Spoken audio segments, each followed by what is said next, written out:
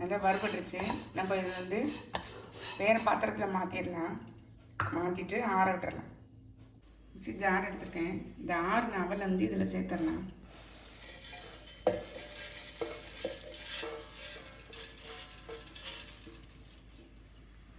இதை வந்து நல்லா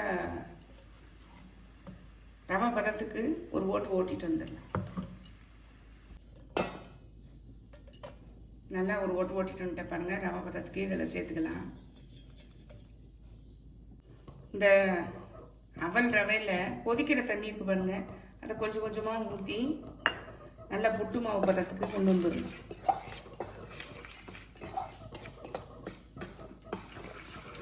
சூடாக இருக்கிறது நல்லா லைட்டாக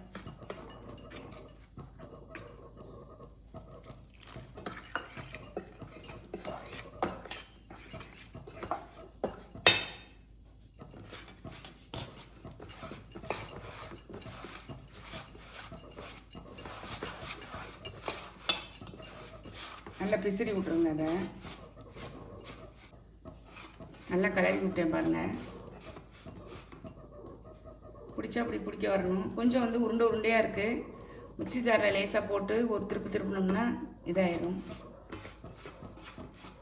இருக்கட்டும், நம்ம இப்போ வெள்ளைப்பாகு பார்த்துடலாம்.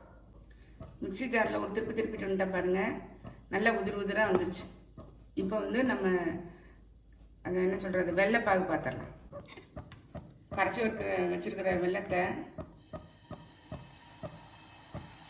நல்லா ஃபில்ட்ரு பண்ணி சேர்த்துக்கலாம்.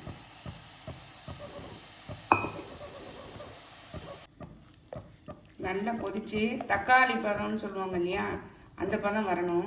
கொதிக்கிட்டு நான் காமிக்கிறேன் உங்களுக்கு. நல்லா திக்காயிடுச்சு பாருங்கள். இப்போ இதில் எடுத்து விட்ருக்கேன் பாருங்கள். இது எடுத்த உடனே உருட்டை வருது பாருங்க. இது வந்து தக்காளி பதம். நான் வந்து அடுப்பை ஆஃப் பண்ணிடுறேன். கீழே இறக்கி வச்சிட்றேன். இதில் ஏலக்காய் தூள் சேர்த்துட்றேன். 2 ஸ்பூன் தேங்காய் தூள் இதுலேயே சேர்த்துடலாம்.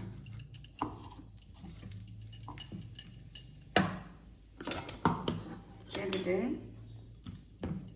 இந்த அவல் புட்டு எடுத்து வச்சுருக்கோம் இல்லையா, அதை சேர்த்துக்கணும். நல்லா வந்து கலரி மிக்ஸ் பண்ணி விட்ருங்க.